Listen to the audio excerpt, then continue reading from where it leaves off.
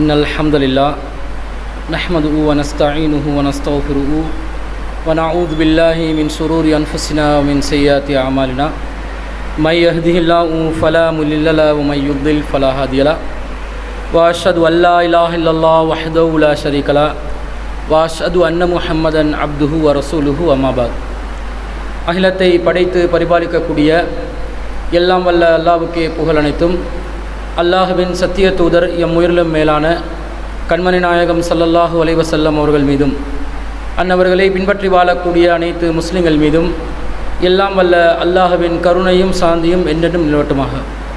அன்பிற்குரிய அல்லாஹ்வின் நல்லடியார்களே, அல்லாஹ்வுடைய மிகப்பெரிய ஒரு அருளால் இன்றைய தினம் நம்முடைய இஸ்லாமிய சமூகத்திலே மிக முக்கியமாக பேசப்பட வேண்டிய ஒரு தலைப்பை முன்னிட்டு நாம் அனைவரும் இந்த இடத்திலே ஒன்று கொள்ளுமிருக்கிறோம்.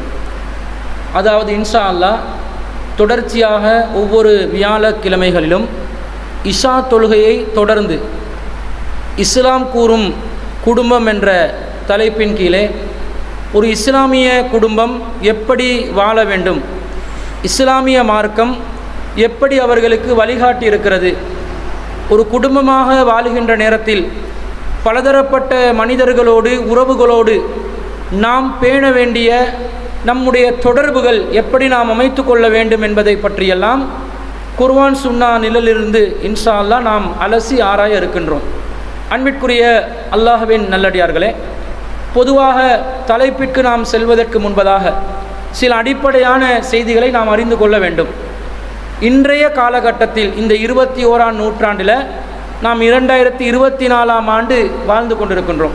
இன்றைய காலகட்டத்தில் உலகமயமாக்கல் எப்படி தன்னுடைய சிந்தனைகளை வைத்திருக்கிறார்கள் என்று சொன்னால், இந்த இஸ்லாமிய குடும்பம் அல்லது ஒரு குடும்பமாக வாழக்கூடிய ஒரு கட்டுப்பாடோடு வாழக்கூடிய ஒரு நிலைமையை உலகத்திலிருந்து நாம் அப்புறப்படுத்த வேண்டும் என்ற ஒரு மிகப்பெரிய ஒரு பயங்கரமான இரகசிய திட்டத்தை உலகத்திலே தற்போதும் அமுல்படுத்தி கொண்டு இருக்கிறார்கள். எல்லாம் குடும்பமாக நாங்கள் வாழும் பொழுது தான் ஒரு கட்டுப்பாட்டுக்குள்ள 4 பேர் குடும்பத்தில் 4 விதமாக பேசுவாங்க என்ற மாதிரி ஒரு பயத்தில் ஒரு ஒழுக்கத்தோடு வாழ்வதற்கு நாம் பழகிக்கொள்கிறோம்.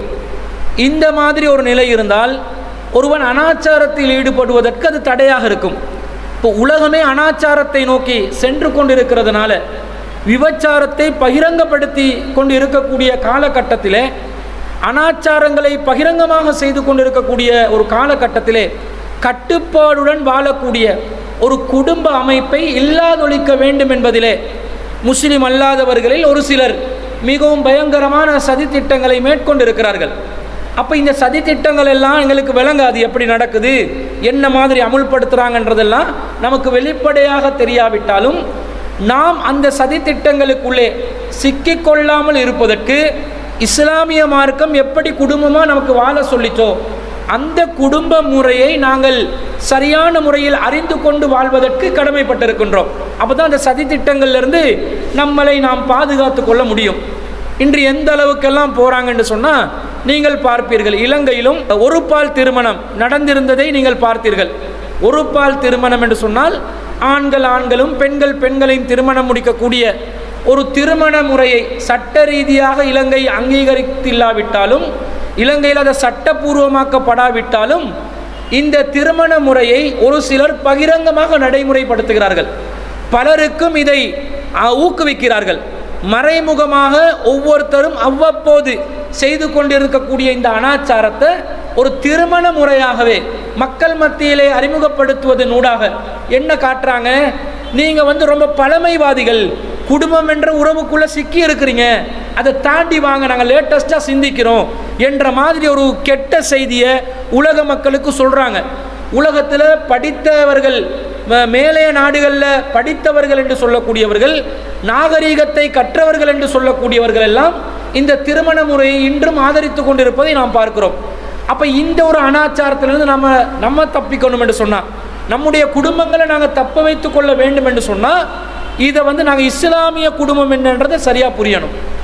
இப்போ இன்று எந்த அளவுக்கு இந்த அனாச்சாரங்களுடைய தாக்கம் சென்று கொண்டிருக்கிறதுன்னு சொன்னால், கொழும்பிலே ஒரு சில பிரபல்யமான இஸ்லாமிய பாடசாலைகளில், முஸ்லீம் பாடசாலைகளில், அது மகளிர் பாடசாலைகளாக இருக்கலாம், கலவாங்க ஸ்கூலுன்னு வச்சுருப்பாங்க, மிக்ஸு ஸ்கூலு என்பதாகவும் இருக்கலாம், அல்லது ஆண்கள் படிக்கக்கூடிய பாடசாலைகளாகவும் இருக்கலாம். எந்த பாடசாலைன்னு நான் குறிப்பிட்டு சொல்ல விரும்பலை. அங்கே என்ன நடக்குது? இந்த ஒரு பாலில் இருக்கக்கூடியவர்கள் அவங்க காதலிக்க ஆரம்பிக்கிறாங்க. அதில் காதல் சமாச்சாரங்கள் இன்றைக்கு பாடசாலை மட்டங்களில் நிலவுகிறது. அப்போ பாடசாலையினுடைய வயது எல்லை என்ன? சாதாரணமாக 6 வயசுலேருந்து ஒரு 19 வயசு வரை காட்டிலும் காப்போத்தா உயர் தர பரீட்சைக்கு நிற்கக்கூடிய அளவுக்கு வருவாங்க. உயர் கல்விக்கு போகிறது வந்து அதை தாண்டி தான் போவாங்க. அப்போ இந்த ஒரு குறிப்பிட்ட கால எல்லைக்குள்ளேயே இந்த மாதிரி மானசீக ரீதியாக மாற்றத்தை ஏற்படுத்தக்கூடிய ஒரு சூழல் இஸ்லாமிய பாடசாலைகளுக்குள்ள நிலவுது என்று சொன்னால் எத்தனை சம்பவங்கள், எத்தனை ஆதாரம் பகிரங்கப்படுத்த முடியுமா? இதெல்லாத்தையும் பகிரங்கப்படுத்தினா முஸ்லிம்கள் நாங்களே எங்களை நோக்கி காரி துப்புற அளவுக்கு இருக்குது என்ற மாதிரி ஆகிரும். ஆனால் எச்சரிக்கை செய்யப்பட வேண்டும். இந்த சமூகத்தை நாங்கள் எச்சரிக்கை செய்யாவிட்டால் இஸ்லாமிய குடும்பங்கள் சீரழிந்து சிதறி சின்ன பின்னமாகி போய்விடும். அப்போ இதை பாடசாலைகளை நாங்கள் பார்க்குறோமா இல்லையா? போதை வஸ்துக்களுக்கு அடிமையான எத்தனையோ முஸ்லிம் ஆண்களை சில பாடசாலைகளில் நாங்கள் பார்க்குறோம். போதை வஸ்துக்களை பாடசாலைகளுக்குள்ளே கொண்டு வந்து விற்பனை செய்கிறார்கள். அப்போ விற்பனை செய்கிற அளவுக்கு போகிறாங்கன்னா ஒரு சில மகளிர் பாடசாலைகளில் கூட போதை வஸ்துக்களை கொண்டு வந்து அவங்க ஃபேன் என்ன செய்கிறாங்க, மேல் தட்டில் ஃபேனில் தட்டு சிறகுகள் இருக்குமே, அந்த சிறகுகளில் ஒளிச்சு வச்சு வியாபாரம் நடத்துகிறாங்க. யாரு? இஸ்லாமிய மாணவிகள் வியாபாரம் நடத்துகிற சில புகார்கள் எல்லாம் நமக்கு வந்திருக்கிறது. எவ்வளோ பயங்கரமான ஒரு ஆபத்து, எவ்வளோ ஒரு பயங்கரமான ஒரு சூழ்நிலை, சிந்திக்கணுமா இல்லையா? அப்போ இதெல்லாம் பின்னணியை தேடி பார்த்தா ஏன் இப்படி நடக்குது, இந்த அளவுக்கு நம்ம சமூகம் ஏன் போகிறாங்க என்று தேடி பார்த்தா குடும்ப சூழல் அப்படியே ஜீரோவாக இருக்குது. குடும்பத்தை எடுத்து பார்த்தா குடும்பத்தில் தந்தையை எடுத்துக்கொண்டாலும் தாயை எடுத்துக்கொண்டாலும் சகோதர சகோதரிகளை எடுத்துக்கொண்டாலும் யார் எடுத்துக்கொண்டாலும் மார்க்கத்தோடு எல்முனை அளவும் தொடர்பில்லாத ஒரு சூழ்நிலையை பார்க்கிறோம். அப்ப இந்த மாதிரி ஒரு இஸ்லாமிய குடும்பம் இவ்வளவு ஒரு சீரழிவை நோக்கி போகுது என்று சொன்னா இது கடுமையாக எச்சரிக்கை செய்யப்பட வேண்டிய ஒரு நிலையா இல்லையா? இதை சிந்திக்கணும். நபிகள் நாயகம் ஸல்லல்லாஹு அலைஹி வஸல்லம் அவர்கள் இதையெல்லாம் பார்த்தாங்க. எப்படி பார்த்தாங்க? குடும்பம் என்ற பெயர்ல, இஸ்லாம் என்ற பெயர்ல கூட குடும்பத்தை விட்டு யாரும் தூரமாக இருந்தா அதை கூட ரசூல் ஸல்லல்லாஹு அலைஹி வஸல்லம் கவனிச்சாங்க. மார்க்கத்தை விட்டுட்டு இஸ்லாத்தை விட்டுட்டு குடும்பங்கள் சீரழிவதை இன்றைய காலத்தில் பார்க்கிறோம்.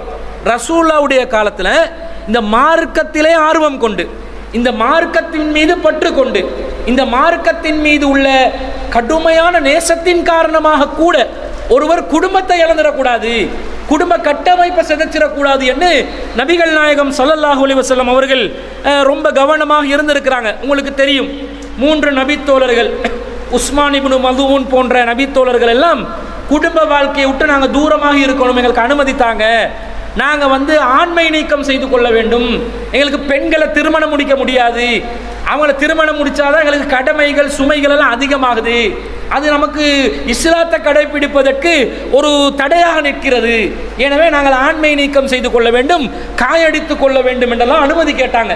ரசூல் ஸல்லல்லாஹு அலைஹி வஸல்லம் அனுமதி கொடுத்தாங்களா? கொடுக்கல.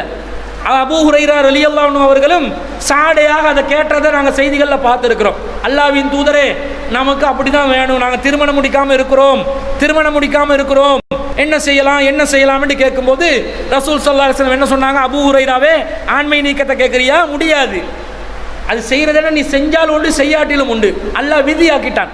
அல்லாஹ் தஆலா ஆண்மை நீக்கம் என்பதை இஸ்லாத்தில் அனுமதிக்கவில்லை, நீ செஞ்சிட்டனா நீ பாவத்தை தான் சம்பாதிக்க போகிறாய் என்ற மாதிரி எச்சரிக்கை செய்தார்களே, இதை பார்க்கிறோம். அது மாத்திரமா? ஒரு சில நபித்தோழர்கள் ரசூலுல்லாஹ்வுடைய தொழுகை முறைகளை எல்லாத்தையும் கூர்ந்து கவனிக்கிறாங்க. அல்லாஹ்வின் தூதர் ஸல்லல்லாஹு அலைஹி வஸல்லம் அவர்கள் தொழுவது, இபாதத் செய்வது அவர்களுக்கு குறைவாக தோணுகிறது. இன்னும் இறை தூதர் ஸல்லல்லாஹு அலைஹி வஸல்லம் அவங்க கொஞ்சம் குறைவாகவே தொழுகிறார்களே என்ற மாதிரி அவங்களுக்கு தோணுது. அப்போ கேட்குறாங்க, என்ன யோசிக்கிறாங்கன்னா, அல்லாஹ்வின் தூதர் ஸல்லல்லாஹு அலைஹி வஸல்லம் அவங்களோட முன்பின் பாவங்கள் எல்லாம் மன்னிக்கப்பட்டாச்சு தானே, அதனால் கொஞ்சம் குறைவாக தொழுகிறாங்க. அதாவது 5 நேர தொழுகை ரசூலுக்கு கடமை, 6வது நேர இரவு தொழுகை வேற கடமை. ரசூலா கால்கள் வீங்குமலுக்கு தொழுவார்கள் என்றெல்லாம் வருகிறது.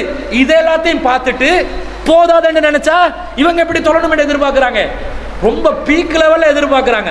தொழுகையும் கையும் தான், பள்ளியும் கையும் தான், குர்ஆனும் கையும் தான், குடும்பமே தேவையில்லை என்ற மாதிரி யோசிக்கிற ஒரு சூழ்நிலை அவங்களுக்கு மனசில் வருது. அப்படி இருந்தால்தான் இறைவனை நெருங்கலாம், இறைவனுடன் அன்பை ஏற்படுத்திக் கொள்ளலாம், பாசத்தை ஏற்படுத்திக் கொள்ளலாம் என்று நினைத்து அந்த நபித்தோழர்கள் அப்படிப்பட்ட ஒரு முடிவுக்கு வர்றாங்க. வந்து ரசூலுல்லாவுக்கே சொல்லாம ஒருத்தர் முடிவு செய்கிறார், நான் இன்றைய நாளிலிருந்து இரவு முழுவதும் நின்று வணங்க போகிறேன். இன்னொருவர் முடிவு செய்கிறார், நான் இன்றைய நாளிலிருந்து பகல் முழுவதும் நோன்பு நோக்கப் போகிறேன். இன்னொருவர் சொல்கிறார், நான் இனிமேல் கொண்டு ஒரு பெண்ணையும் திருமணம் முடிக்கவே மாட்டேன், பெண்கள் என்ன எனக்கு அலர்ஜி ஆகிருச்சு என்ற மாதிரி ஒரு முடிவெடுத்து அவங்களோட பாட்டுக்கு வாழ்ந்து கொண்டிருக்கிறாங்க. ரசூலுல்லாவுக்கு இந்த செய்தி எத்தி வைக்கப்படுகிறது. என்ன செய்தார்கள்? உடனடியாக அந்த நபித்தோழர்களுடைய வீடுகளை தேடி போயிட்டு சந்திக்கிறாங்க. சந்தித்து மாபாலு அக்வாமின், இந்த சமூகங்களுக்கு என்ன நேர்ந்தது, அப்ப இன்ன மாதிரி என்று சொன்னோன்னே ரசூல் ஸல்லல்லாஹு அலைஹி சொல்றாங்க, லாக்கின்னி அஸூமு வ உஃப்திரு, நான் நோன்பு நோட்கிறேன், நோன்பு நோட்காமலும் இருக்கின்றேன், வ உஸல்லி வ அனாமு, தொழவும் செய்கின்றேன், உறங்கவும் செய்கின்றேன், வ அத்தஸவ்வஜு நிஸா, நான் பெண்களை திருமணம் முடிக்கவும் செய்கின்றேன், ஃபமன் ரகிப அன் சுன்னதி ஃபலைஸ மின்னி, என்னுடைய இந்த சுன்னத்தை யார் புறக்கணிக்கின்றானோ அவன் என்னை சார்ந்தவன் அல்ல என்று ரசூல் ஸல்லல்லாஹு அலைஹி வஸல்லம் அவர்கள் ஒரு கடுமையான எச்சரிக்கையை விடுத்திருப்பதை நாங்கள் பார்க்கிறோம். அப்ப குடும்ப முறையில் இஸ்லாத்தை அமுல்படுத்த வேண்டும் என்ற ஆர்வத்தில் கூட ஒரு குடும்பம் அந்த செட்டப்பை சிதைத்து விடக்கூடாது என்று இஸ்லாம் பார்க்குது. இந்த காலத்தில் என்ன நடக்குது? இஸ்லாத்துக்கு அதுக்கு சம்பந்தமே இல்லை. உலகத்தின் மீது சாய்ந்து உலக ஆசாபாசங்களுக்கு அடிமைப்பட்டு உலகத்தில் அனாச்சாரங்களால் கவரப்பட்டு அந்த உலக அனாச்சாரங்களை அனுபவிப்பதற்காக வேண்டி இஸ்லாத்தை தொலைக்கிறாங்கன்றா இவங்களோட நிலை என்னன்னு நான் கேட்குறேன். எவ்வளவு பாரதூரமான ஒரு நிலை இதை பார்க்கிறோம். அப்போ இந்த உலகத்தில் பல சதிகள் நடக்குது. என்னென்று சொன்னால் இஸ்லாம் மாத்திரம்தான் இந்த குடும்ப செட்டப்பை பலமாக பிடிக்குது. மற்ற எல்லா செட்டப்புகள்லையும் திருமணம் முடிக்காட்டி நீங்கள் இந்த மார்க்கத்தை கடைபிடிக்காதவர்கள் என்று அறிவிச்சிருக்குதா? இல்லை. இங்கே என்ன ரசூலா சொல்கிறாங்க? ஃபமன் ரஹிபான் சுன்னதி ஃபலைஸ மின்னி, நீ கல்யாணம் முடிக்கலையா நீ முஸ்லீம் என்று உன்னை சொல்லிக் கொள்ளாது. இப்படி இஸ்லாம் எப்படி ஒரு கேட்டை போடுதுன்னு பாருங்க. ஆன்மீகத்தின் பெயரால் கூட துறவரம் என்று சொல்லி கூட நீ இந்த குடும்ப வாழ்க்கையை இஸ்லாம் சொல்லக்கூடிய, இஸ்லாம் வலியுறுத்தக்கூடிய இந்த மனிதர்களை பல்கி பெருகக்கூடிய ஒரு நிலையை நீ இல்லாமலாக்கி விடாதே. உலகத்தில் துறவரம் தான் இறைவனை நெருங்குவதற்குரிய ஒரு வழியாக இருந்தா இந்த உலகம் இயங்குமான்னு கேட்குறேன். நாங்கள் எல்லாம் சேர்ந்து இப்போ இந்த நிமிஷத்தில் வாழ்கிற எல்லா ஆண்களும் சேர்ந்து முடிவு செய்கிறோம், நாங்கள் துறவரம் மேற்கொள்ள போகிறோம். இந்த காலத்தில் இருக்கிற குழந்தைகள் மட்டும்தான் திரும்ப பெருசாகுவாங்க, குழந்தையா இருப்பாங்க. அதுக்கு பிறகு உலகம் இயங்குமா? இயங்காதே. நாங்கள் கிளடு கெட்டாகி மண்டையை போட்டு போன உடனே உலகம் என்ன செஞ்சிடும்? அப்படி படா கிளபா கண்டு உலகம் செயலிழந்து போய்விடும். இதை ஆதரிக்குமா இஸ்லாம்? ஆதரிக்குமா? லாஜிக்கில் கூட இதை ஆதரிக்க கூடாது, அதாவது சயின்டிஃபிக்கலாக கூட இதை ஆதரிக்க கூடாது. அதனால தான் இஸ்லாம் இந்த துறவரத்தை ஆதரிக்கவில்லை. அல்லாஹ் தஆலா சொல்கிறான் பாருங்கள், வலக்கது அர்சல்னா ருசுலன் மின் கபலிக, நபியே உமக்கு முன்னால் நாம் பல தூதர்களை அனுப்பியிருக்கின்றோம். வஜஅல்னா லஹும் அஸ்வாஜம் வ துர்ரியா, ஏற்படுத்தி இருக்கிறோம், பிள்ளைகளையும் ஏற்படுத்தி இருக்கிறோம். நபிமார்கள் அனுப்பினா அல்லாஹ் என்ன சொல்லணும்?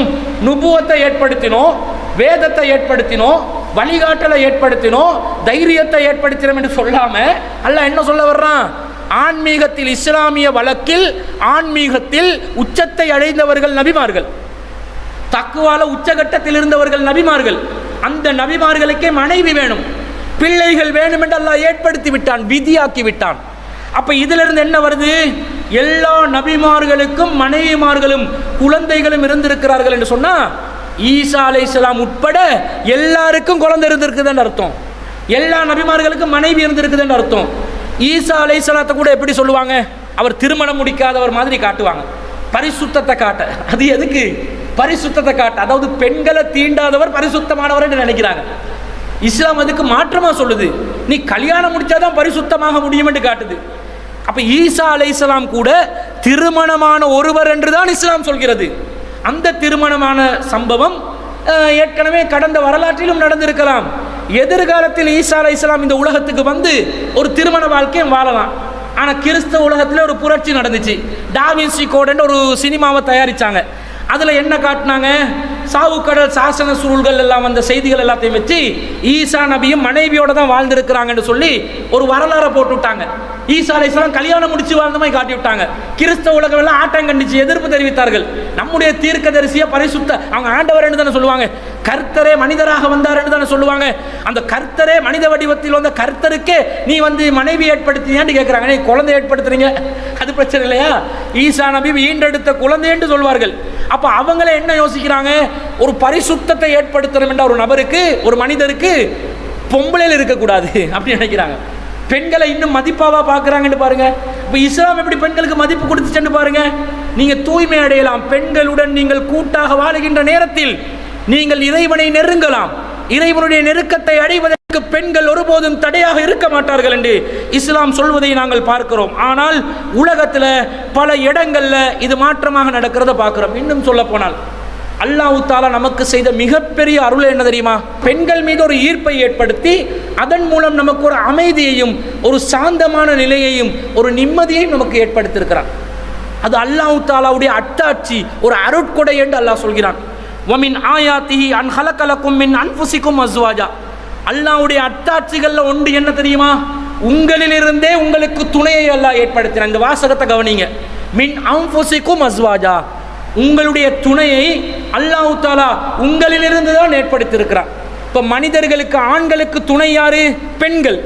பெண்கள் என்றால் பெண் பால் இனம் இல்லை, மனிதர்களில் பெண்கள். பெண் இனத்தை சேர்ந்தவர்கள் கொடுக்கணும், ஆனால் மனித இனத்தை சேர்ந்தவர்களை கொடுக்காமல் அல்லாஹ் தஆலா நம்முடைய துணையாக குரங்கு இனத்தில் யாரையாவது படைத்திருந்தால் என்ன நடக்கும்? உங்களுடைய ஜோடியை தேடுவதற்கு நீங்கள் யாழை காட்டுக்கு செல்ல வேண்டும், என்னுடைய ஜோடியை தேடுவதற்கு நாம் பதுல்லை காட்டுக்கு செல்ல வேண்டும். ஒவ்வொரு காடுகளுக்கு சென்று மீன் தலை காட்டுக்குள்ள சென்று ஒவ்வொரு குரங்கா கொப்பு கொப்பா பாயும், அதை பிடிச்சி வாடி நிற்காதே ஓடாது என்று இழுத்து சங்கிலி போட்டு கட்டி வைக்கணுமா இல்லையா?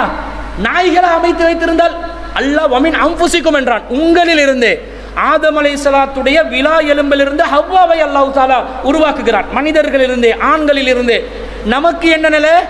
மனிதன் என்ற இனத்திலிருந்தே பெண் இனத்தை அல்லாஹ் உருவாக்குறான். அப்படி இல்லாம நாய்கள்ல துணையை தேட சொன்னா ஒவ்வொரு எல்சேஷனாக பெல்ட்டை போட்டு கட்டி வைக்க வருமா இல்லையா? என்ன நிலை? எப்படி நடக்கும்? பறவைகள் எல்லாம் ஏற்படுத்த வச்சா ஒவ்வொருத்தன் பறவை கூடுகளை கட்டி வச்சு கொண்டு புறாவே பெண் புறாவே பெண் புறாவேண்டு அலைந்து கொண்டு இருக்க வேண்டி வருமா இல்லையா? அல்லாஹ் இப்படி சிரமப்படுத்த வச்சானா? சிரமப்படுத்த வைக்கவில்லை.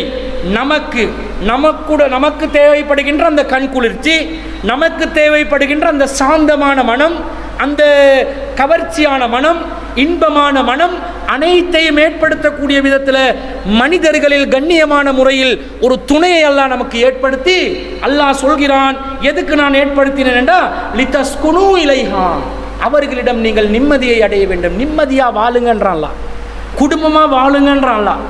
அடுத்தவங்க பெண்களை மிருகங்களை போன்று நடத்துவார்கள்.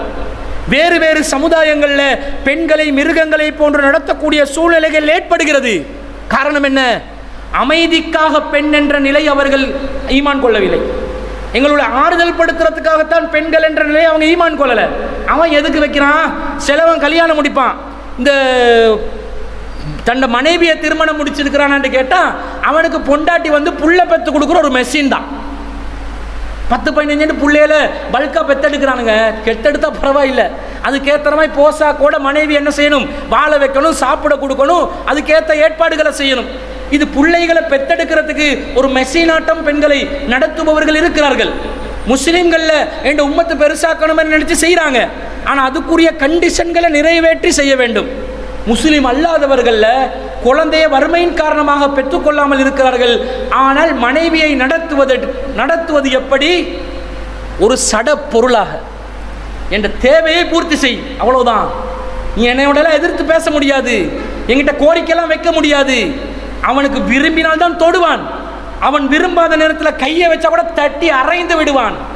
கண்ணம் பலாரெண்டு வெளுக்கப்படுகின்றன பல இடங்கள்ல. இந்த நிலை ஏன் காணப்படுகிறது? லிதஸ்குனு இலைஹா என்ற அந்த கன்செப்டை சரியா உள்வாங்கல.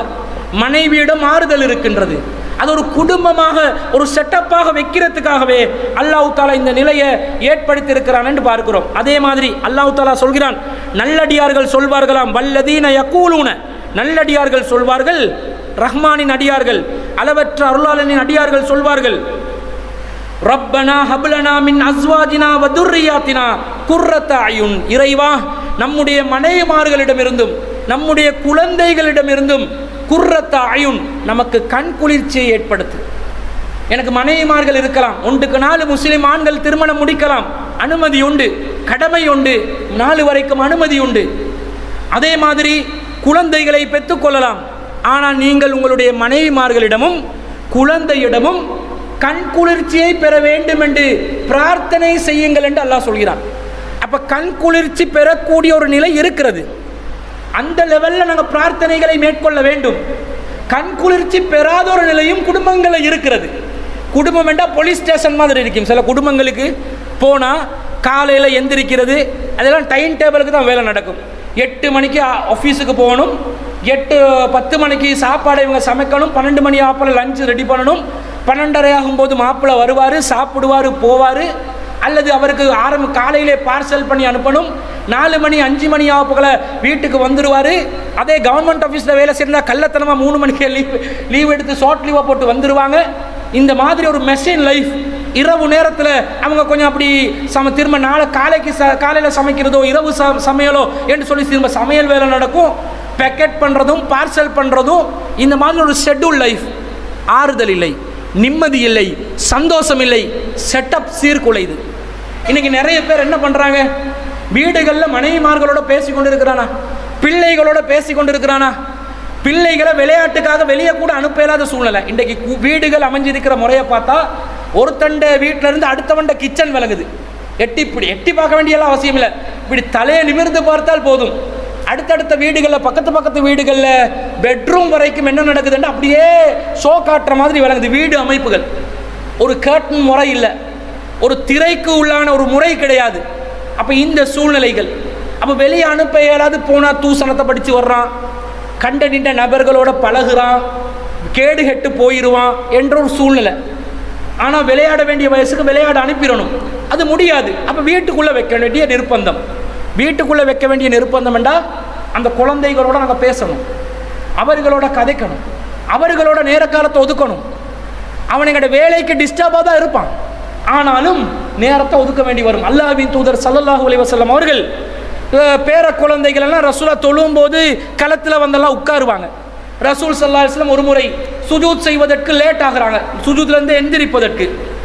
சஹாபாக்கள் எல்லாம் பார்க்குறாங்க, ஏதாவது தொழுகையில் மாற்றம் வந்துருச்சு போல, சுஜூத் ரொம்ப லேட் பண்ணுறாங்க. பிறகு ரசூல்லா கொஞ்சம் நேரம் தாமதித்து விட்டு தலையை உயர்த்துகிறார்கள், சலாம் கொடுத்து விடுகிறார்கள். சஹாபாக்கள் கேட்குறாங்க, அல்லாஹ்வின் தூதரே, ஏன் இன்னைக்கு வித்தியாசமாக சஜதா செஞ்சீங்க, ரொம்ப நேரம் எடுத்தீங்களே அப்படின்னு சொல்லும்போது அல்லாஹ்வின் தூதர் ஸல்லல்லாஹு அலைஹி வஸல்லம் ஒன்றும் இல்லை, என் பேர குழந்தை தலையில் விளையாடி கொண்டிருந்தார், தலையில் உட்கார்ந்து விளையாடி கொண்டிருந்தார், அவருடைய சந்தோஷத்தை கெடுப்பதற்கு நான் விரும்பவில்லை. எப்படி அந்த நிலப்பாடை பாருங்க. இந்த குழந்தைட பேர குழந்தைட என் தலையில் என் கழுத்தில் அவன் தொங்கிக் கொண்டு விளையாடி கொண்டிருந்தானே, அந்த சந்தோஷத்தை கெடுப்பதற்கு நான் விரும்பவில்லை. அதனால் தான் நான் அவன் இறங்கும் வரைக்கும் இருந்து நான் தலையை உயர்த்தி கொண்டேன் என்று ரசூலா சொல்கிறாங்க.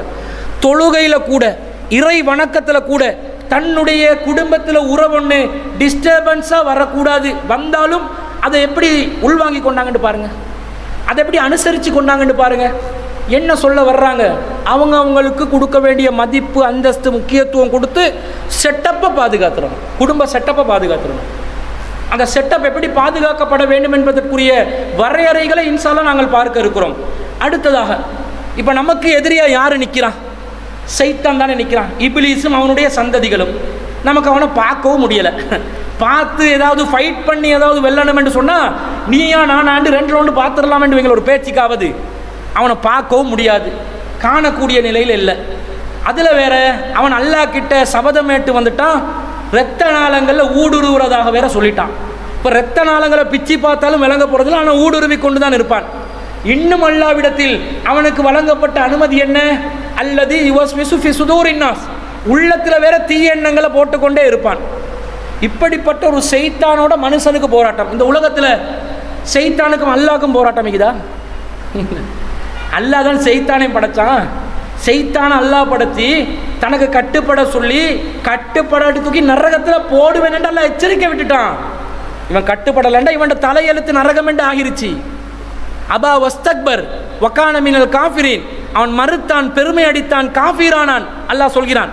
சைத்தாண்ட தலையெழுத்து நரகம் என்று ஆகிருச்சு. இபிலிஸுடைய சந்ததிகளோட சைத்தான்களோட தலையெழுத்து நரகம் என்று ஆகிருச்சு. அப்போ அல்லாஹ் அவனையும் தண்டிக்க தான் போகிறான் சைத்தானை. அப்போ அல்லாஹ்க்கு அடிமதாவன். அப்போ வானவர்களோட போட்டியா? வானவர்கள் தொழுகையில் நிற்பார்கள், சைத்தான்கள் தொழாமல் இருப்பார்கள். எனவே வானவர்கள் அல்லாவை துதிப்பார்கள், அல்லாவுக்கு வணக்கம் செலுத்துவார்கள். எனவே வானவர்கள் சொர்க்கத்துக்கு செல்வார்கள், சைத்தான்கள் நரகத்துக்கு. இப்படியா போட்டி நடக்குது? அவங்களுக்கு போட்டியும் இல்லை. வானவர்கள் எதுக்கு இருக்கிறாங்க? அல்லாஹ்வுடைய அடியார்களாக சில பணிகளை அவர்கள் நிறைவேற்றுவார்கள். யாருக்கும் போட்டி? மனிதர்களுக்கும் சைத்தானுக்கு தான் போட்டி. ஏன்னா எங்களை அவன் மதிக்கலை, ஆதம் நபியை மதிக்கலை. மதிக்காததுனால அவன் என்ன செஞ்சான்? அல்லாஹ் தஆலா கோபப்பட்டு அவனை விரட்டி அடிக்கப்பட்டவனை ஆக்கிட்டான். அவன் ஆதமுக்கு சுஜூத் செய்ய சொன்ன நேரத்தில், ஆதமுக்கு பணியுங்கள் என்று சொன்ன நேரத்தில் சைத்தான் என்ன சொன்னான்?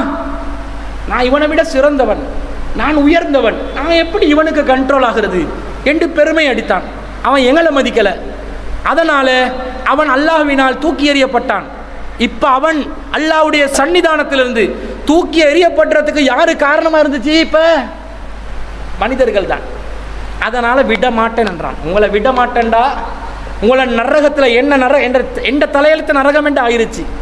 உங்கள் தலையெழுத்தை நான் நரகமாக்கும் வரைக்கும் விட மாட்டேன் என்று சொல்லி சைத்தான் சபதம் எடுத்து நம்மை வழிகெடுப்பதற்கு காத்து கொண்டிருக்கின்றான்.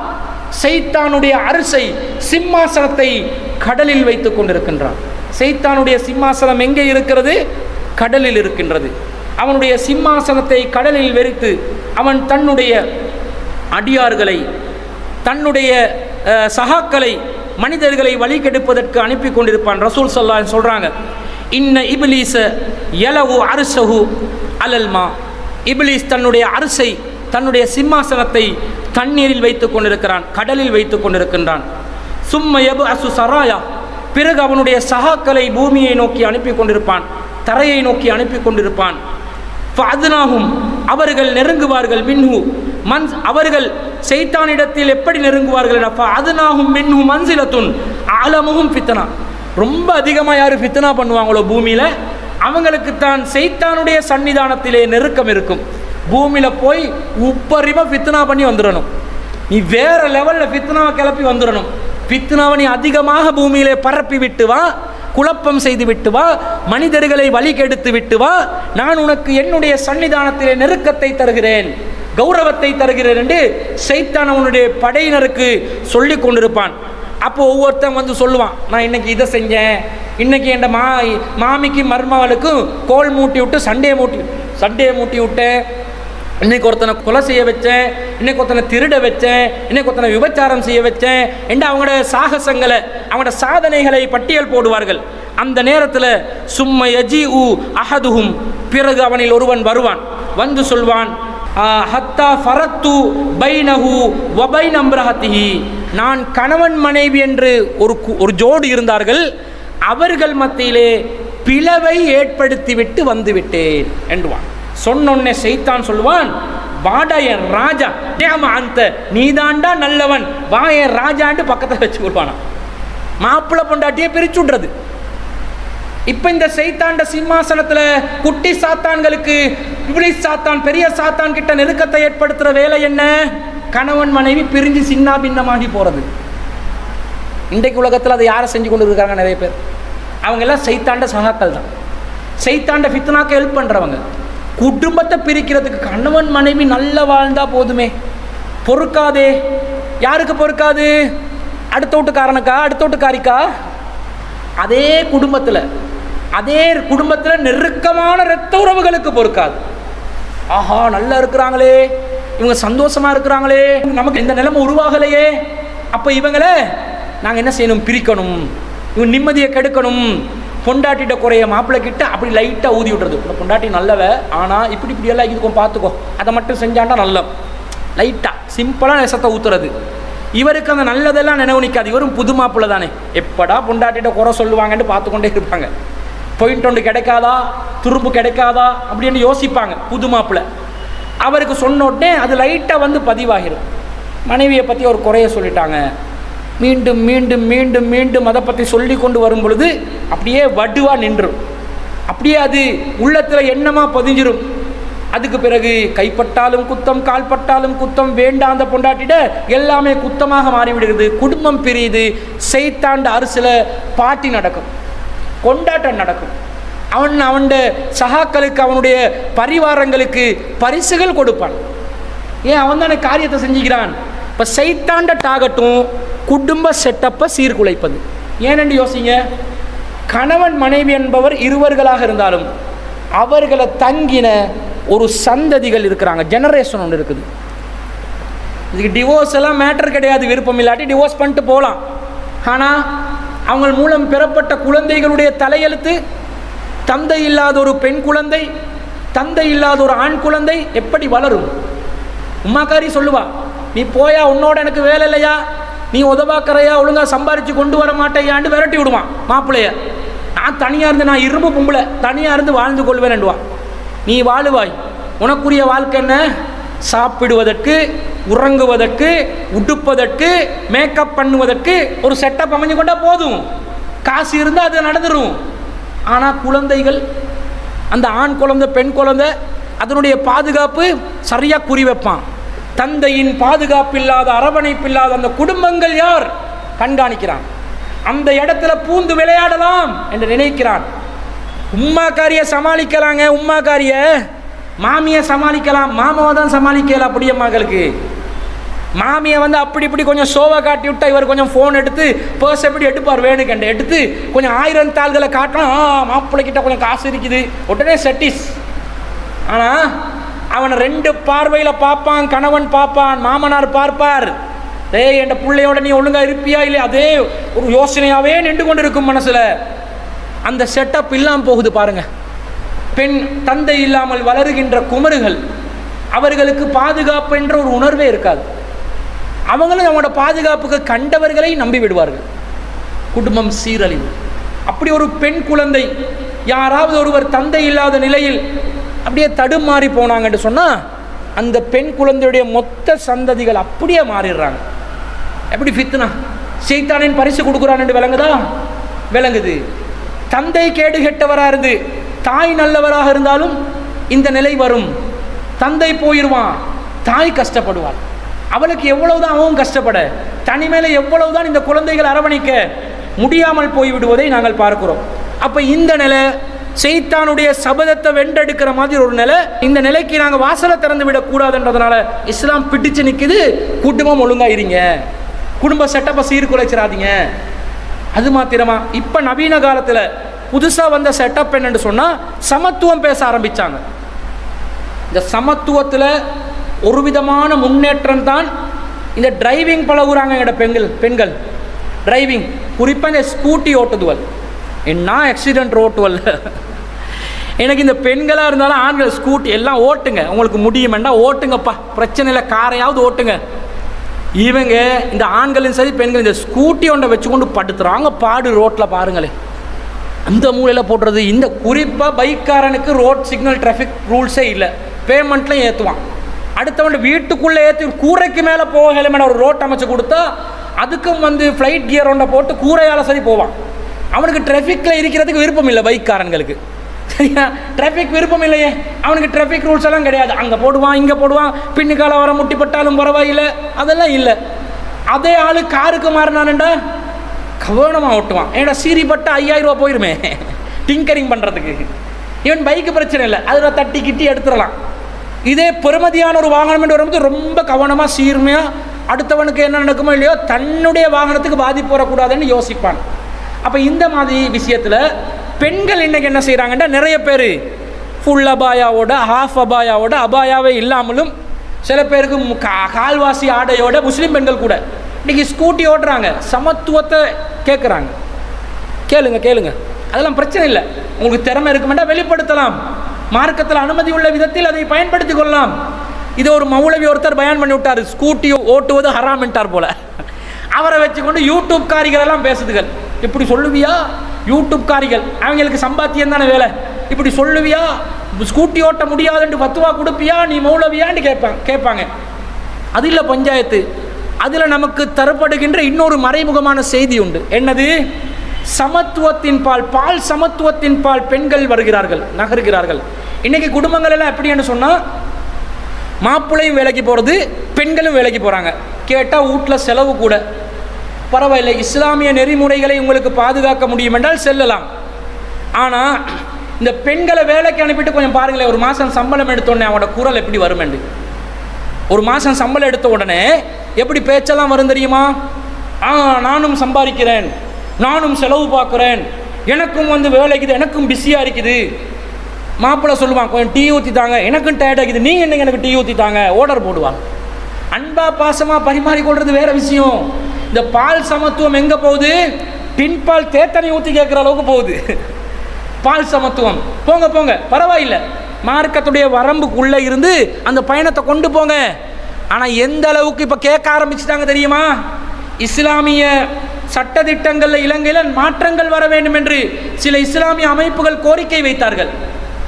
பல பல பேகங்கள் எல்லாம் குரல் எழுப்பினாங்க. பேகம் பேகம் என்றெல்லாம் வந்தாங்க நிறைய பேகங்கள். அந்த பேகங்கள் ஃபாத்திமாக்கள் எல்லாம் என்ன சொன்னாங்க தெரியுமா? ஆம்பளை 4 கல்யாணம் முடிக்கிறது தடை செஞ்சிடணும். பால் சுதந்திரம் கேட்டாங்களே, நமக்கு இயலாதானே? நமக்கு இயலான்னா ஆண்களும் 4 கல்யாணம் முடிக்க இயலாது. நம்ம பெண்களும் மனசுக்குள்ளால நல்ல கோரிக்கை தான், நல்லா தானே இருக்கிறது. யாருடைய கோரிக்கையோட இது மோதுது? அல்லாஹ்வுடைய சட்டத்தோட மோதுது. அவங்களோட கோரிக்கைகள் இஸ்லாத்துக்கு எதிராக நிற்குது. இஸ்லாத்துக்குள்ளே இருந்து எதையும் பண்ணுங்க, இஸ்லாத்துல வட்டத்துக்குள்ளே இருங்க. அல்லாஹ் தாலா அல்லாவை நெருங்குவதில் பெண்கள் குறைவென்று அல்லாஹ் சொல்லலை. ஆண்களுக்கு சமமாக போட்டி போடலாம் என்று அல்லாஹ் சொல்கிறான். உம்மு சுலைம் ரலியல்லாஹு அன்ஹா, இன்னும் பல நபித்தோழியர்கள், அஸ்மா பின்த் அபிபக்கர் ரலியல்லாஹு அன்ஹா அவர்கள், உம்மு ஹராம் ரலியல்லாஹு அன்ஹா அவர்கள் எவ்வளவு இஸ்லாத்துக்காக பாடுபட்டு போராடி இறைவனுடைய நெருக்கத்தை பெற்றிருக்கிறாங்க. அல்லாஹ் தஆலா குர்ஆன்ல சொல்றான், ஃபஸ்தஜாப லஹும் ரப்புஹும் அன்னி லா உலிஉ அமல ஆமிலின் மின்கும் மின் தக்கரின் வ உன்ஸா. உங்களில் ஆம்பளையாக இருந்தாலும் பொம்பளையாக இருந்தாலும் நீங்கள் செய்கிற அமலை நான் என்ன செய்ய மாட்டேன்? குறைத்து மதிப்பிட மாட்டேன். ஆம்பளையாக இருந்தாலும் பொம்பளையாக இருந்தாலும் அமல் செய்யுங்க, நான் அதுக்கு கிஃப்ட் தருவேன், ரிசல்ட் தருவேன், உங்களுடைய கோரிக்கைகளுக்கு நான் ஆன்சர் பண்ணுவேன் என்றான்.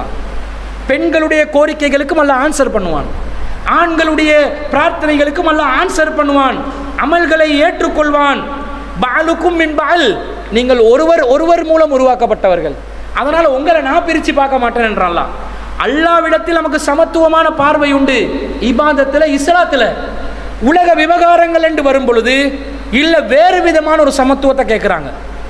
இஸ்லாமிய நெறிமுறைகள் தலாக் முறையை கேட்டாங்க. இதே பெண்கள் அமைப்பு, பெண்களுக்கு தலாக் முறையோண்டு இஸ்லாம் சொல்லுது, ஆண்களுக்கு தலாக் முறையோண்டு இஸ்லாம் சொல்லுது. இவங்க எப்படி கேட்டாங்கண்டா, ஆம்பளை தலாக் கூட்டுற மாதிரி பெண்களுக்கும் தலாக் கூட்டுறதுக்கு முறை வேணும், 2 சிஸ்டம் வைக்காதீங்க, ஒரு சிஸ்டம் வைங்கன்றாங்க. அவங்களுக்கு அதில் உள்ள வித்தியாசம் என்னென்றே தெரியாமல். இஸ்லாத்தில் பெண்கள் குலா கேட்டாங்கன்னு வைங்களேன், பெண்களுக்கு தலாக் பெற்ற சட்டம் உண்டு, விவாகரத்து சட்டம் உண்டு, அதுக்கு ஹுலா என்றுவாங்க. ஹுலா என்றால் செருப்பை கழட்டுறது. செருப்பை கழட்டுற மாதிரி மாப்பிள்ளையை கலட்டி போடலும் பெண்களுக்கு. அப்போ கலட்டி போடலும் லேசாக, காரணமே சொல்ல தேவையில்லை, என்னுடைய கணவனோட வாழ விருப்பம் இல்லை, அவ்வளோதான் சொன்னால் போதும். ரசூல் ஸல்லல்லாஹு அலைஹி வஸல்லம் அப்படி திருமணங்களை விவாகரத்து செஞ்சுருக்கிறாங்க. அதே நேரத்தில் திரும்ப கணவனோட சேர்ந்து வாழணும் என்று விரும்புகிறாங்க. கோரிக்கை வச்சா ஜமாத்தில் சேர்ந்து வாழ வைக்கலாம். அவங்க திரும்ப சேர்த்து கொள்ளப்பட முடியாதுன்றெல்லாம் சட்டம் இல்லை. இப்படி சலுகையான முறையில் பெண்களுக்கு ஒரு அனுமதி இஸ்லாம் கொடுத்துருக்க, இவங்க சமத்துவமான முறை வேண்டும் என்று ஆண்கள் விவாகரத்து செய்வதை போன்று நாங்களும் விவாகரத்து செய்யணும், எங்களுக்கு உரிமை தாங்கன்னு கேட்குறாங்க. என்ன, இஸ்லாத்துக்கு எதிராக நிற்கிறாங்க. இதுக்கு பின்னணி யாருன்னு சொன்னால் மேலே நாடுகள். ஆம்புலேல் ட்ரெஸ் பண்ணுற மாதிரி பெண்களும் ட்ரெஸ் பண்ணணும், பெண்களுக்கு இந்த எக்ஸ்ட்ரா சோல் போடுறது ஒரு சிரமம், அப்படி கருத்து கொடுக்குறாங்க.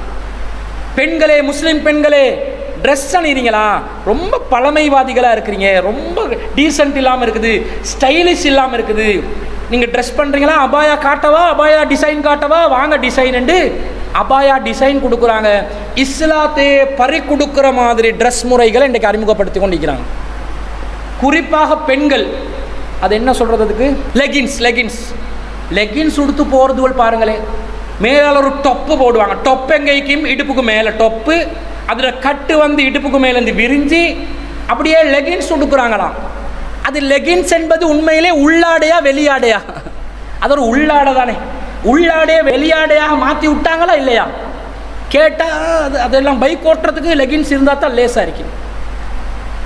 பார்க்குறோமா இல்லையா? நாங்கள் ட்ரெஸ் முறையில் மாற்றம் நடக்குது, அவங்களோட ஹபாயா ஸ்காஃப் முறையில் மாற்றம் நடக்குது, இதை பார்க்குறோம். அடுத்தது சோசியலான ஒரு சொசைட்டி வேணும். எப்படி சியர்ஸ் பண்ணுற மாதிரி ஆண்களுக்கு ஆண்கள் கை கொடுக்கலாம், பெண்களுக்கு பெண்கள் முசாஃபா செய்யலாம். ஆனால் பெண்கள் ஆண்களை முசாஃபா செய்யலாமா? இந்த முசாஃபா இல்லை நடக்குது, முஆனகா நடக்குது. முஆனகாண்டா கட்டி தழுவுவது, சோசியலிசம். நாங்கள் சோசியல் லைஃப்பில் இருக்கிறோம்.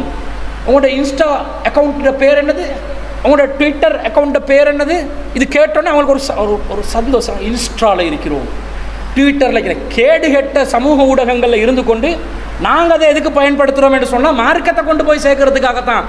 இதில் இருந்து கொண்டு ஆள் சேர்த்து கொண்டு பக்கத்தில் இருக்கிற ஸ்கூலில் படித்த நண்பர் யாருன்றே ஒத்தனுக்கு நினைவில்லை.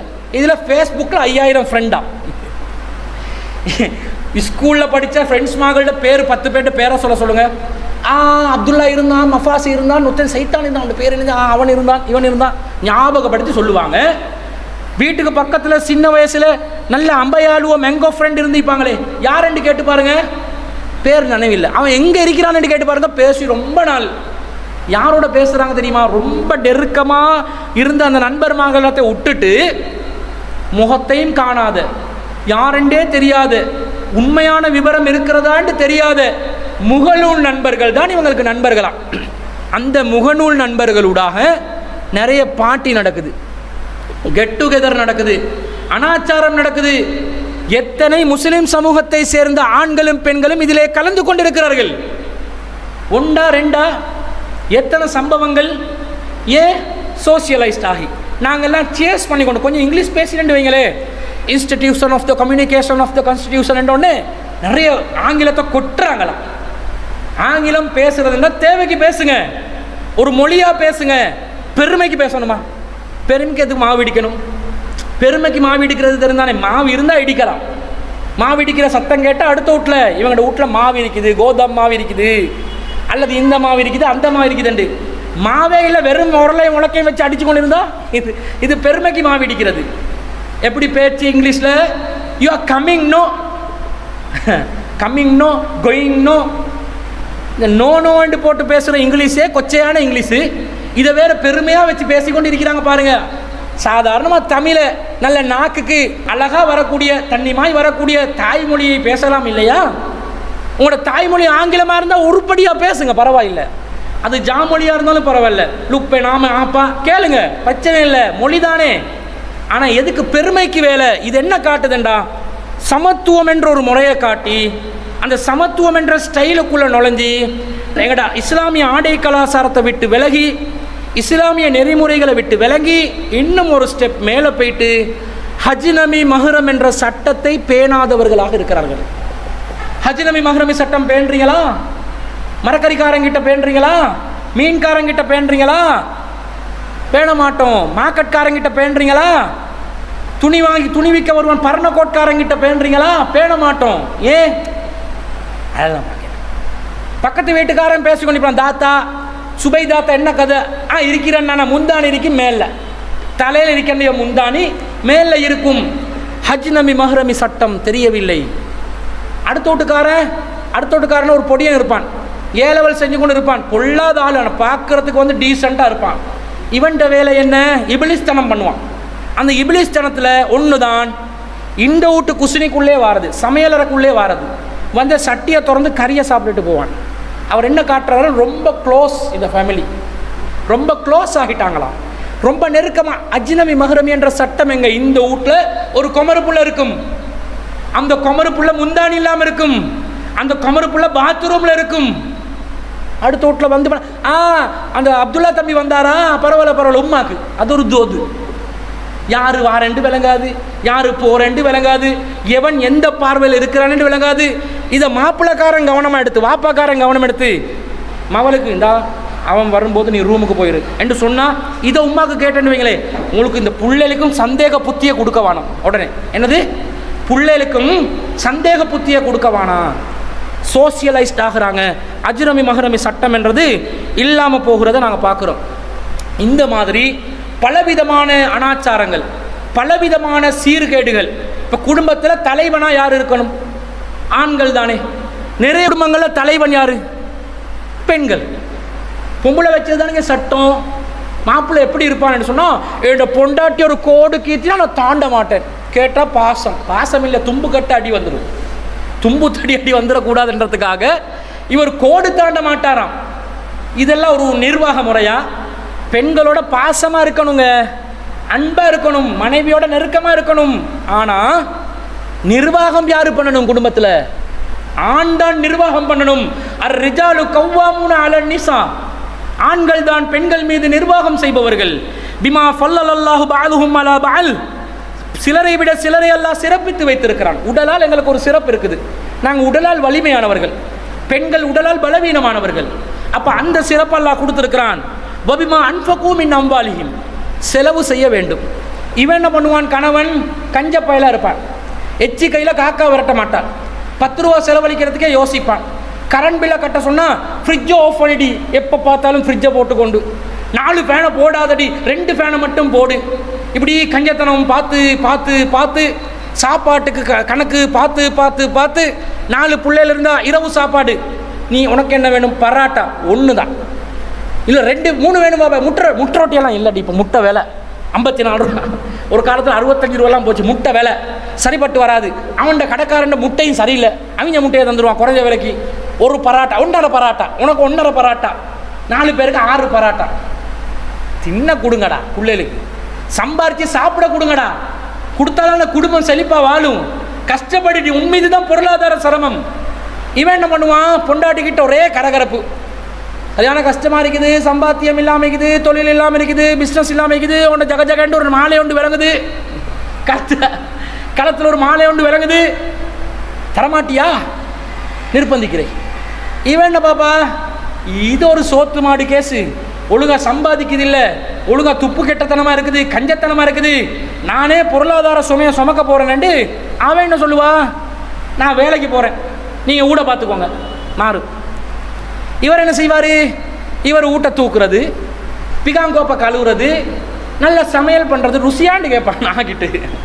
இது அன்பா செஞ்சு கொடுக்க பரவாயில்லை, சுமையாக்கி கொண்டு பண்ணுறான் பாருங்கள். மனைவியை ரோட்டுக்கு அனுப்புகிறான். அனுப்பினா பொம்பளைகள் ரோட்டுக்கு போனால் சும்மா இருப்பாங்களா? இருக்க மாட்டாங்க. வழி தவறுவதற்கு அதிகமான வாய்ப்புகள். ஒருத்தன் வருவான், ஒரு ஹீரோ, நான் செலவழிக்கிறேன், நான் காசு கொடுக்குறேன், உங்களுக்கு என்ன பிரச்சனை? ரோட்டில் இவங்க தடுக்கி விழுந்தா வருவான், உசுரை கொடுக்குறது வாய் காப்பாற்ற வருவான். அவன்கிட்ட பொண்டாட்டியை பிச்சை கேட்க விட்டிருப்பான் வீட்டில். ஆனால் இங்கே உசுரை கொடுக்குறவன் ஒருத்தன் வந்து ஷோவை காட்டி குடும்பத்தை கலைச்சிட்டு அப்படியே கவ்வி கொண்டு போகிறான். என்ன? யாரு காரணம்? குடும்ப தலைவன் குடும்ப தலைவனாக செயல்படவில்லை. பொம்பளை வெளியே போகிறேன்டா, இவனுக்கு சந்தேகம் வேற வந்துடும். போறியா? எங்கே இருக்கிறா? எங்கே வந்தா? எங்கே போனாய்? அப்படி கேட்டு கேட்டு கேள்வி. சில பெண்கள் சொல்லுவாங்க, நான் வேலைக்கெல்லாம் போகல, நான் பியூட்டி பார்லர் வச்சுக்கொள்கிறேன். பியூட்டி பார்லர் வச்சா பியூட்டி பார்லருக்கு நிறைய பெண்கள் வருவாங்க, அவங்கள விட்டுட்டு செல்றதுக்கு ஆண்கள் விட்டுட்டு போவாங்க. இந்த பியூட்டி பார்லருக்கு போனோடனே இஸ்லாத்தில் நெறிமுறைகளுக்கு மாற்றமான பியூட்டி பார்லர்லாம் நடத்தி கொஞ்சம் காசுகளை சம்பாதிப்பாங்க. இவங்க செலவழிக்கும் போது இவங்க தான் நிர்வாக தலைவி, குடும்ப தலைவி, நிர்வாக தலைவி. இவங்க சொல்கிறது தான் சட்டம். இவங்க மார்க்கப்படி யோசிப்பாங்களா? மார்க்கப்படியெல்லாம் யோசிக்க மாட்டாங்க. எல்லாம் பகட்டும் ஆடம்பரமும் நிறைந்ததாக அதிகமானவர்கள் யோசிப்பதை பார்க்கிறோம். குடும்பம் சீரழிகிறது. அதே மாதிரி அல்லாஹ் தஆலா பெண்களுக்கு சொல்கிறான், நீங்கள் வந்து வெளியே போகாமல் இருங்க, வீட்டுக்குள்ளே தான் இருக்கணும், அதுதான் நல்லது. அல்லாஹ் சொல்கிறான், வக்கர்ன ஃபீ புயூத்திகுன்ன, உங்களுடைய வீடுகளிலே நீங்கள் தங்கி விடுங்கள். வலா தபர்ரஜ்ன தபர்ருஜல் ஜாஹிலியா, நீங்கள் வந்து ஜாஹிலியா காலத்தில் வெளியில் அலங்காரங்களை வெளிப்படுத்தின மாதிரி வெளிப்படுத்தி தெரியாதீர்கள், வீட்டுக்குள்ளே இருங்க, அதுதான் நல்லது. தேவைக்கு போகலாம், மற்றபடி வீட்டில் இருக்கணும். அப்போ அந்த வீட்டில் இருக்கணும் என்ற கன்செப்டை பெண்களுடைய உள்ளத்துக்கு கொடுக்கணும். எப்போ பாரு வெளியே போகணும் 1 கோல் ஃபேஸ் போகணும் வேண்டாம், ஒவ்வொரு சனிக்கிழமை 1 கோல் ஃபேஸ். அதில் போய்ட்டு என்ன பண்ணுவீங்க? என்னத்தை பார்ப்பீங்க? அந்த எஸ்கலேட்டரில் ஏறுறதும் எஸ்கலேட்டரில் இறங்குறதும், லைட்டை பார்த்து ஹாவ் ஷோன்னு சொல்கிறதும், இந்த வச்சாம் பாருங்கள் நெல்லும் குழுன்னு உண்டு, அதில் என்னப்பா இருக்குது? அப்படி கிட்டத்தில் டைவிங் என்னமோ போட்டான் பேரைக்கு பாயிற மாதிரி. ஏற்கனவே வாழ்க்கை பூரா பேரைக்கு பாய்ஞ்சு கொண்டு தான் வைக்கிறோம், பாயாட்டிலும் ஒவ்வொரு மனுஷனும் வாழ இயலாத ஒரு சூழ்நிலை. அந்த அசுத்தங்கள் எல்லாம் நிறைய அந்த பேரைக்கு டைவிங் வச்சானா நெல்லும் குழுனால. அதுக்கு மேலே போயிட்டு பார்த்தா பில்டிங் சுத்துதான் அந்த சுத்துற பூமியே சுற்றி கொண்டு தான்டா இருக்குது. அதில் போயிட்டு தனியாக வேற சுற்றணுமா? ஒன்றும் இல்லை, பார்த்து சரி பார்க்குறீங்க, ஒரு அனுபவத்துக்கு பார்த்து வந்தால் ஓகே. ஒரு சனிக்கிழமை கிடைச்சா நெலுங்குழுனைக்கு போகணுமா, மண்கோல் பேஸுக்கு போகணுமா, அந்த போர்ட் சிட்டிக்குள்ளே போயிட்டு வந்தால் தான் உங்களுக்கு என்ஜாய் பண்ணின மாதிரி ஃபீலிங்காக வீட்டுக்குள்ளே கிடங்க, தேவைக்கு போங்க வெளியே. அதே நேரத்தில் ரசூலா சொல்கிறாங்க, லா தம்னஉ நிசாஅகுமுல் மசாஜித, உங்களுடைய மனைவிமார்களை பள்ளிவாசலுக்கு செல்வதை தடுக்காதீர்கள். இதஸ்ததன்னகும் இலைஹா, பள்ளிக்கு போகணும்னு கேட்டால் பள்ளிக்கு போகிறத தடுக்காதீங்க. அது அவங்களோட ஃபண்டமெண்டல் ரைட், பள்ளிக்கு போகிறத தடுக்க இயலாது. ஆனால் அவங்க சொல்லி தான் போகணும். நான் பள்ளிக்கு போக போகிறேன், நான் பயானுக்கு போக போகிறேன், நான் தொலை போக போகிறேன், நான் திடல் தொழுகைக்கு போக போகிறேன் சொல்லணும். சரி அப்போ போயிட்டு வாங்கன்ட்டு அவரும் ஹெல்ப் பண்ணணும். அது தடுக்கக்கூடாது. அதுக்கு 100% உரிமைக்கு தான். ஆனால் இன்ஃபர்மேஷனை கொடுக்கணும். நம்முடைய பெண்கள் இன்ஃபர்மேஷன் கொடுத்து போகிறாங்களா? போகலை. இன்ஃபர்மேஷன் கொடுத்து வெளியே போகிற அளவுக்கு நம்முடைய கணவன்மார்கள் இவன் இன்ஃபர்மேஷன் கொடுக்க மாட்டானே. இவன் எப்போ போனாலும் நைட்டுக்கு 2 மணிக்கு வீட்டுக்கு வந்தால் எங்கே போகிறான்னு தெரியா, எங்கே வாரான்னு தெரியா, ஃபோன்லேயே கிடக்கிறான். வீட்டுக்கு வந்தாலும் என்னென்னமோ பேசுகிறான், சைலண்ட்டாக பேசுகிறான், ரகசியம் கோட் வேர்டில் பேசுகிறான், என்னென்னு விளங்குது இல்லை. இவன் என்ன செய்வா?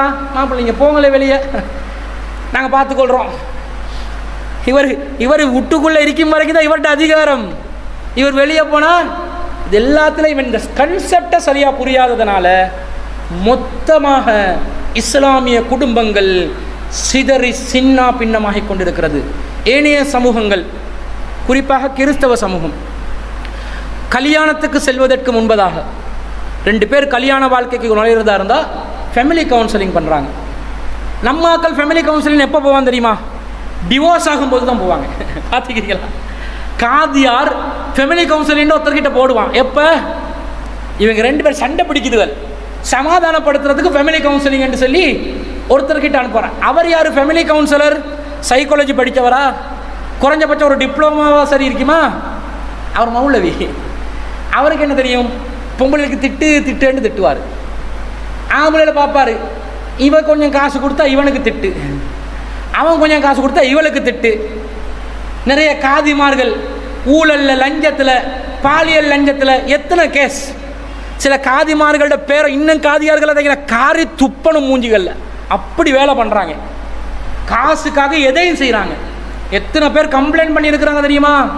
இன்ஷால்லா ஒரு கட்டம் வரும், அவங்கள சட்ட ரீதியாக இருக்கிற ஒரு கட்டம் வரும். இன்ஷால்லா இருக்குவோம். நாங்கள் எங்களுக்கு சில வேலைகள் இருக்குது, ஒவ்வொன்றா தான் கடந்து வரணும் இன்ஷால்லா. இப்படி நிறைய செய்கிறாங்க. அப்போ ஃபேமிலி கவுன்சிலிங்கை டிவோர்ஸ் டைமில் கொடுக்குறாங்க. நம்ம காதி சிஸ்டத்தில் எப்போ கொடுக்கணும்? கிறிஸ்தவ சமூகம் எப்போ கொடுக்குறாங்க? திருமணத்துக்கு நுழைவதற்கு முன்பதாக கொடுக்குறாங்க. வாங்க சர்ச்சுக்கு வாங்க, ஆம்பளைமா போங்க, நீங்கள் 2 பேர் என்கேஜ் பண்ணியிருக்கிறீங்களா? என்ன பண்ணணும்? நீ இப்படி தான், குடும்பம் வேண்டாம், இப்படி தான் வரும், நல்லது கெட்டது வரும், ஃபேமிலியில் இப்படி ஒரு அந்த இல்லற வாழ்க்கைன்னு ஒன்று இருக்குது, அது என்னென்ன மாதிரி இருக்கும், கவனமாக இருந்துக்கோ, நீ இப்படி தான் இருக்கணும், மாப்பிள்ளையோடு நீ அட்ஜஸ்ட் பண்ணி போகணும், அவனுக்கு நீ அவன்கிட்ட சொல்லுக்கு காட்டு என்ன சொல்லி கொடுப்பாங்க. அந்த ஃபேமிலிகள் அந்த தாம்பத்திய வாழ்க்கையை சக்ஸஸாக செஞ்சுட்டு போகிறாங்க. நம்ம ஃபேமிலிகளில் அடி புட்டி சண்டை, என்னன்னு தெரியலை, எதை பண்ணணுமென்னு தெரியலை, எது கடமைன்னு தெரியலை, எது உரிமைன்னு தெரியலை. ஒன்று மட்டும் தெரியும், நம்முடைய பொம்பளையோட வாய் மட்டும் 1 மீட்டருக்கு துறப்படும். சண்டை சச்சரவு வந்தால் இவன்ட கை 1 கிலோமீட்டருக்கு நீட்டிப்படும். இது மட்டும்தான் தெரியும். இதெல்லா சிஸ்டங்களையும் அடிப்படை இஸ்லாமிய கல்வி இல்லாததுனால டோட்டல் சிஸ்டமும் கரப்ட் ஆகிக்குது. அப்போ இதுக்காக நாங்கள் ஒவ்வொன்றா அலசி ஆராய வேண்டியது. இஸ்லாமிய குடும்பம் எப்படி இருக்கணும், கணவன் மனைவி எப்படி இருக்கணும், கணவன்ட கடமை என்ன, மனைவிட கடமை என்ன, இஸ்லாத்தில் ஒரு பெண் எப்படிப்பட்ட ஒரு சுதந்திரத்தை பெற்றிருக்கிறார், ஒரு ஆண் எப்படிப்பட்ட ஒரு நிர்வாக முறையை கையாள வேண்டும், ஹஜ்னபி மஹ்ரமி என்றால் என்ன, யார்ட முன்னுக்கு நாங்கள் மஹ்ரமாக இருக்கலாம், ஹஜ்னபி யாராக இருந்தால் நாங்கள் எங்களோட முக்காடுகளை பேணி இருக்கணும், பேணாமல் இருக்கணும், திருமணம் முடிப்பதற்கு தகுதியானவர்கள் தகுதியற்றவர்கள் யார், இது போன்ற விஷயங்கள். சொத்து பத்துக்கள் விஷயத்தில் குடும்பங்கள் இன்னொரு பஞ்சாயத்து நடக்கும், சொத்து பத்து விஷயங்களில் இந்த சொத்துக்களை இஸ்லாமிய ஃபராயில் முறைப்படி எப்படி பிரித்து கொள்ள வேண்டும், அந்த பிரிக்கிற சிஸ்டம் என்ன, ஒருவர் சொத்தை தர்மம் செய்வதாக இருந்தால் எப்படிப்பட்ட அளவில் தர்மம் செய்யணும், இந்த விஷயங்கள் எல்லாத்தையும் ஒவ்வொன்றாக அலசி ஆராய்ந்து குர்ஆன் சுன்னாவில் இருந்து ஒரு கல்வியை பெற்று அந்த கல்வியை எங்களோட உள்ளத்தில் நாங்கள் அப்படியே கிரகிச்சு கொண்டு வாழ ஆரம்பித்தோம் என்று சொன்னால் ஸ்டெப் பை ஸ்டெப் இஸ்லாமிய குடும்பம் உருவாகிறோம். அதனூடாக இஸ்லாம் 1400 ஆண்டுகளுக்கு முன்பதாக உருவாக்கின ஒரு வரலாற்றில் தனித்து நின்ற ஒரு இஸ்லாமிய சமூகத்தை சார்ந்த புரட்சிகரமான ஒரு குடும்ப முறையை இன்ஷா அல்லாஹ் எங்களுக்கு உருவாக்க முடியும். நம்முடைய குழந்தைகளுக்கும் நாம் சொல்லிக் கொடுக்கணும். சில பேர் கேட்டாங்க, இந்த தலைப்பு போடுறீங்களே, நம்முடைய பெண் குழந்தைகளெல்லாம் கூப்பிட்டு வர வேண்டி வரும், அவங்களுக்கெல்லாம் இந்த தலைப்பு செட் ஆகுமான்னு கேட்டாங்க. செட் ஆக்குங்கன்றேன், நான் சொல்லி கொடுங்கன்றேன். இப்போவே பருவம் அடைகிற வயசுக்கு நெருக்கமாகிக்கிறவங்களோட சிறுவர்களுக்கும் சிறுமிகளுக்கும் இந்த செய்திகளை சொல்லி கொடுங்கன்றேன். கணவன் மனைவி எப்படி ரொமான்ஸ் பண்ணணுன்றதை நான் சொல்லி தருவேன் சார், குர்ஆன் சுன்னா அடிப்படையில். அது நீங்கள் வெக்கப்பட்டு கக்க புக்காண்டு சிரிக்கிறது எனக்கு எந்த வேலையும் இல்லை. நீங்கள் சிரித்தாலும் உண்டு, சிரிக்காட்டிலும் உண்டு, உள்வாங்கினாலும் உண்டு, உள்வாங்காவிட்டாலும் எனக்கு உண்டு. நான் எதை சொல்லுவேன் தெரியுமா? இஸ்லாம் எப்படி அந்த மனைவியிடம் அன்பை கொடுக்க சொல்லிச்சு, எப்படி எடுக்க சொல்லிச்சு என்றதை நான் சொல்லி தருவேன். இந்த மாதிரி அம்சங்களை எல்லாத்தையும் ஒரு தொகுப்பாக இன்ஷா அல்லாஹ் முடிந்த அளவு தேவையான ஒரு கால அளவுக்கு இந்த தலைப்பை தொடர்ச்சியாக செய்யலாம்னு நினைக்கிறோம். எனவே இந்த முகநூல் வழியாக போகுது லைவில், அது தனி விஷயம். ஆனால் நீங்கள் நேரடியாக வந்து படிக்கும்போது இன்ஷா அல்லாஹ் நிறைய செய்திகள் என்ன செய்யலாம், படித்து கொள்ளலாம். குடும்பமோடு கூட்டி வாங்க. ஆம்பளை மட்டும் வந்து இந்த அட்வைஸ் பொம்பளைகளுக்கு போகலன்னு சொன்னால் அந்த குடும்பம் வந்து உருப்படியாக்கி எடுக்க முடியாது. பெண்களையும் அழைத்து வாருங்கள், உங்களுடைய சகோதரிகளை அழைத்து வாருங்கள். இந்த காதல் என்ற ஒரு தலைப்பு எடுப்பேன் இன்ஷா அல்லாஹ். அந்த தலைப்பில் காதலும் கத்திரிக்காவும் எப்படி நடக்குதுன்னு சொல்லுவேன். அப்போ உமாவும் வந்து வாப்பம் அலர்ட்டாக இருக்கணும். நம்மளோட பையன் எங்கே திரும்புகிறான், முகத்தில் ஒரு பரு வருது, பரு வந்து ஸ்டார்ட் பண்ணினோடனே கண்காணிக்க ஆரம்பிச்சிடணும். பொடியன் வந்து பெருசாகிட்டான், அவனை கவனிக்கணும். என்ன செய்ய ஒன்றுமே தெரியாண்டு இருந்தால் அவன் சீரழிஞ்சு நாளைக்கு ஐஸ் பேக்கெட்டோடு வந்து நிற்பான். எந்த ஐஸ் பேக்கெட்? ஐஸ் பழத்தோடு இல்லை, கிறிஸ்டலோடு வந்து நிற்பான், மெட்டோஃபெத்தமினோடு வந்து நிற்பான். அதோட என்ன புள்ள போச்சேண்டா போகத்தான் செய்யும். நீங்கள் தான் குருடர்களாக இருந்தீர்களே. அப்போ இதெல்லாம் கவனிக்கிறதுக்கு இந்த காதல் மேட்டரில் என்னென்னலாம் பண்ணுறாங்க, என்ன சமாச்சாரங்கள், அக்கது நிக்கான்ற பேரில் அது 40 தாண்டினவங்க நம்ம சமூகத்தில். 40 தாண்டினா 50 தாண்டின கிளடு கட்டைகள் எல்லாம் என்ன பண்ணுதுன்னு சொன்னால், நாங்கள்லாம் அந்த வயசுக்கு வந்துட்டு இப்போ கிளடுகள் தானே, என்ன பண்ணுதுவல்னு சொன்னால் அக்கது நிக்கா ரெஜிஸ்டர் பண்ணுறது இல்லை, ஒப்பந்தம் பண்ணி கல்யாணம் முடிக்கணும்னு நிறைய பேர் வித்தனா பண்ணி கொண்டு திரிகிறாங்க. அவங்க இந்த சிஸ்டங்கள் இது எல்லாத்தையும் ஒவ்வொன்றா அலசி ஆராய்ந்து இந்த முறை சரியா பிழையா என்று ஒரு தர்பியத்தாக இது அமையணும் என்று நான் எதிர்பார்க்கிறேன். இன்ஷா அல்லாஹ் ஒவ்வொரு வியாழக்கிழமையும் இஷா தொழுகையை தொடர்ந்து நம்ம ஜமாத் சார்பாக நடத்தப்பட்ட நிகழ்ச்சி தான் இந்த அகாடமியில் இஷா தொழுகைக்கு பிறகு இன்ஷா அல்லாஹ் இந்த பகுதி மக்களுக்காக நடைபெறுகிறது. அனைவரும் கலந்து கொள்ளுமாறு அன்பாய் கேட்டுக்கொண்டு இன்றைய அறிமுக உரையில் இதனுடைய தேவையை உணர்த்திருக்கிறேன். அடுத்தடுத்த கட்டங்களாக இன்ஷா அல்லாஹ் ஒவ்வொரு விஷயமாக நாங்கள் ஆழமாக பார்ப்போம் என்பதை சொல்லிக்கொண்டு விடைபெறுகிறேன். வாஹிரு தவானா அல்ஹம்துலில்லாஹி ரப்பில் ஆலமீன்.